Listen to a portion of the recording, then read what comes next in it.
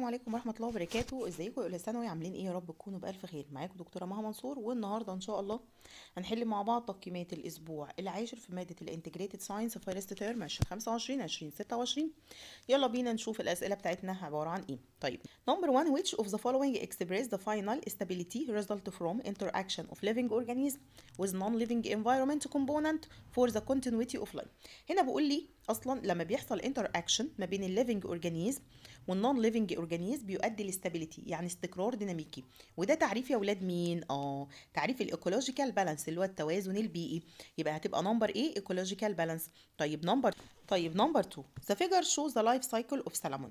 Study it and then determine how the migration of salmon contribute to achieve balance in the surrounding environment.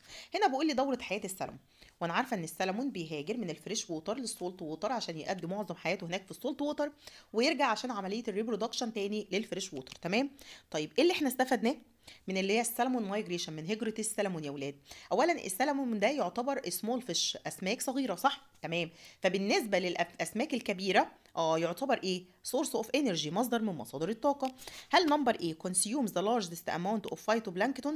اولا هو مش بيتغذى على الفيتوبلانكتون يا السلمون. اولا مش بيتغذى على اللي هي النباتات المائية بمعنى اصح، لان هو مش فيرست كونسيومر، مش مستهلك اول. طيب it help increase the number of predator، بيزود اعداد اللي هي الكائنات المفترسه. طبعا لانه بيتغذى عليه الاسماك الكبيره، يعني السلمون سمك صغير بيتغذى عليه السمك الاكبر، فبالنسبه لي كل ما السمك الاكبر ياكله فهيزيد النمبر اوف بريديتور اللي هي نمبر بي. طيب خلينا نكمل. طيب نمبر 3. Number 3 the figure in front of you represent a food chain in the marine environment. عندك طبعا زو بلانكتون، وعندك نمبر 2 و3 و4 و5. تمام زي ما احنا شايفين كده. هنا بقول لي تمام what would happen، ايه اللي هيحصل لو نمبر 3 decrease؟ نمبر 3 ده يعتبروا اللي هي السمول فيش، اللي هي الاسماك الصغيره. تخيل لو الاسماك الصغيره دي، اللي الاسماك اللي قدامك اللي هي الصغيره، حصل لها decrease، قلت، يعني رقم 3 دي قلت. حلو. تمام.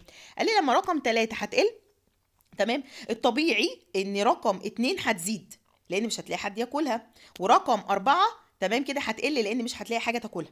يعني طالما رقم 3 قلت يبقى 2 هيحصل لها انكريز، رقم 2 هيحصل لها انكريز، ولما 2 انكريز فهتاخد كل الزو بلانكتون. تمام. ورقم 4 يحصل له ديكريز. طيب خلينا نشوف. طيب هل نمبر 5 انكريز اند نمبر 2 ديكريز؟ اولا نمبر 2 هيحصل له يعني لما دول يقلوا رقم 2 هيزيد جدا. طيب نمبر بي، نمبر 2 انكريز يعني رقم 2 هتزيد. طبعا لان الاسماك الصغيره قلت، ما بقتش لاقي حد ياكل رقم 2، فرقم 2 ده يحصل له انكريز، ورقم 1 هيحصل له ديكريز، لان لما رقم 2 يزيد هيخلص على كل رقم 1 اللي هي الزو بلانكتون بمعنى اصح. تمام. رقم 3 يقل لما حصل له ديكريز، 2 زادت، ولما 2 زادت خلصت على 1 كلها. طيب بعد كده نمبر 4. هنا بقول لي كورال ريف are known as the rainforest of the sea.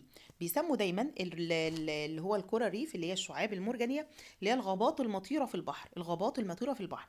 ليه سموها الاسم ده؟ هل هي because they are producer؟ اولا الكورال ريف الشعب المرجانيه مش بروديوسر، يعني مش كائنات منتجه. تاني حاجه هل هي eliminate اللي هي السيوراشن، يعني بتخلص على انفض البحر؟ بالعكس، لا ده بتحتضنه، دي بتعتبر شيلتر، مأوى بمعنى اصح. طيب نمبر سي provide suitable habitat for many marine organisms، يعني بتشكل بيئه مناسبه او هابيتات او شيلتر، مأوى لمعظم الكائنات الحيه. طبعا هتبقى نمبر سي. بعد كده نمبر 5. طيب نمبر 5 which of the following factor is almost likely to increase the biodiversity within the aquatic environment؟ يعني مين السبب اللي هيزود التنوع البيولوجي، يعني هيزود انواع الكائنات الحيه؟ هل هو لما يزيد الكربون داي اوكسيد؟ بالعكس، لما يزيد الكربون داي اوكسيد اعداد الكائنات هتقل. طيب هل هو لما يحصل انكريس في البريديتور الكائنات المفترسه، ولا يحصل انكريس في السالينيتي اللي هي ملوحه الميه، ولا لما يحصل انكريس في الفيتوبلانكتون؟ اكيد طبعا الفيتوبلانكتون يا اولاد. الفيتوبلانكتون دي نباتات مائيه بتقوم بعمليه الفوتوسينثيس بروسيس، وطالما عندك البروديوسر الكائنات المنتجه كتيره يبقى على طول السلسله الغذائيه بتاعتك فيها تنوع، يبقى انكريز الفيتوبلانكتون.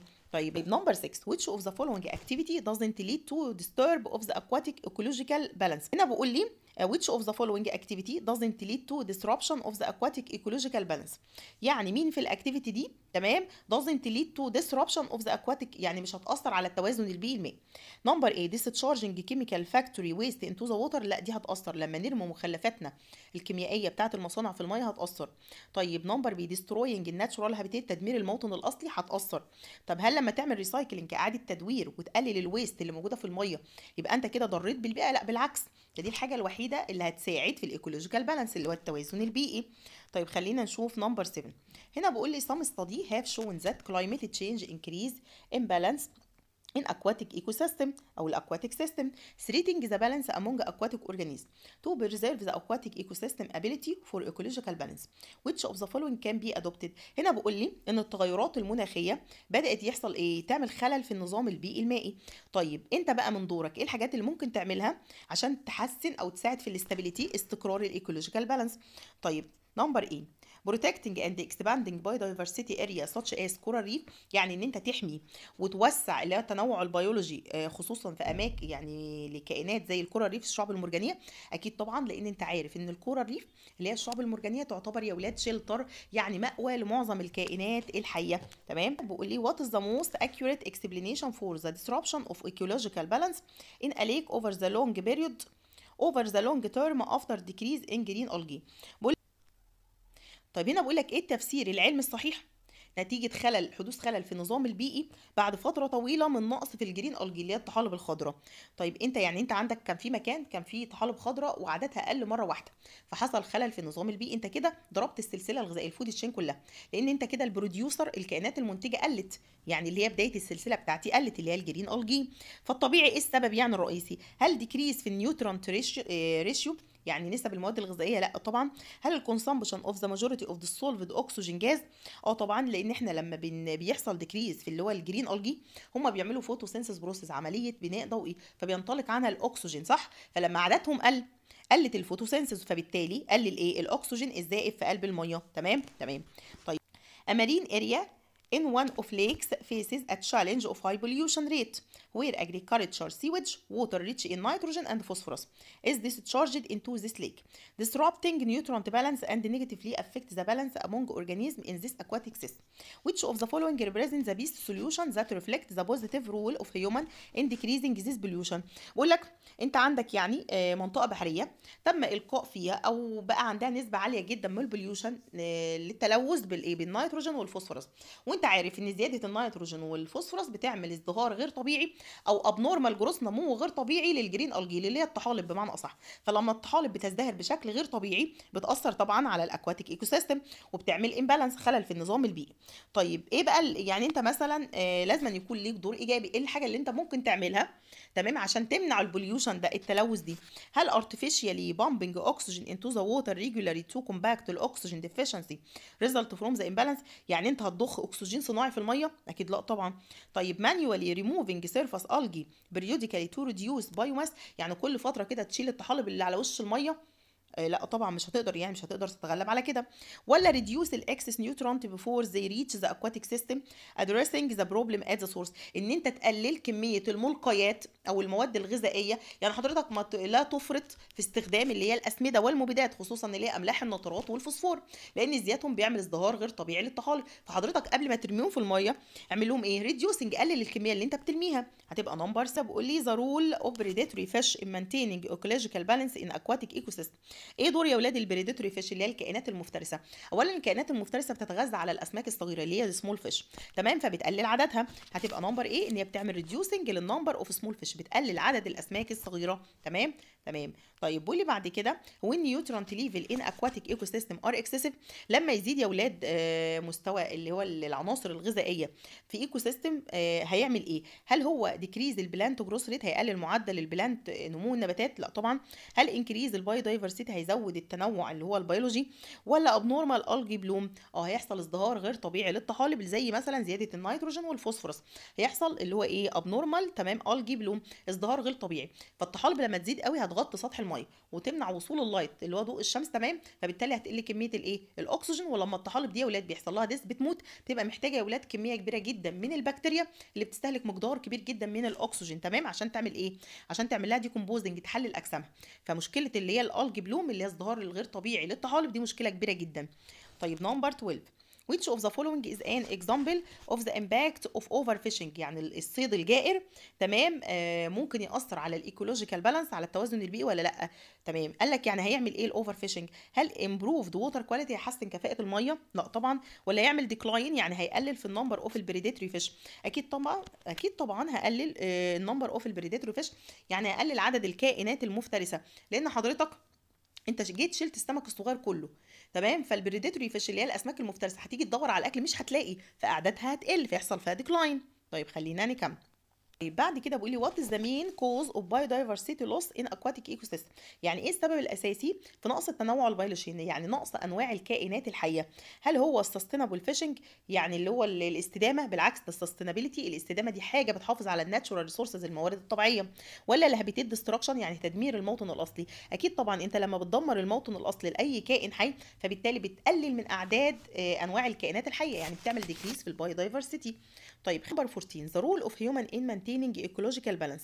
ايه دور الانسان في التوازن البيئي والحفاظ على التوازن البيئي؟ ايه دوره؟ هل هو ignoring resources management، يتجاهل يا اولاد اللي هو الاداره الصحيحه للموارد الطبيعيه؟ لا طبعا. ولا يعمل بريزيرف، يحافظ على الناتشورال ريسورسز؟ لا هو طبعا يعمل بريزيرفنج للناتشورال ريسورسز، يعني يحافظ على الموارد الطبيعيه بحيث هو يستخدمها والاجيال المستقبليه هي كمان تستخدمها.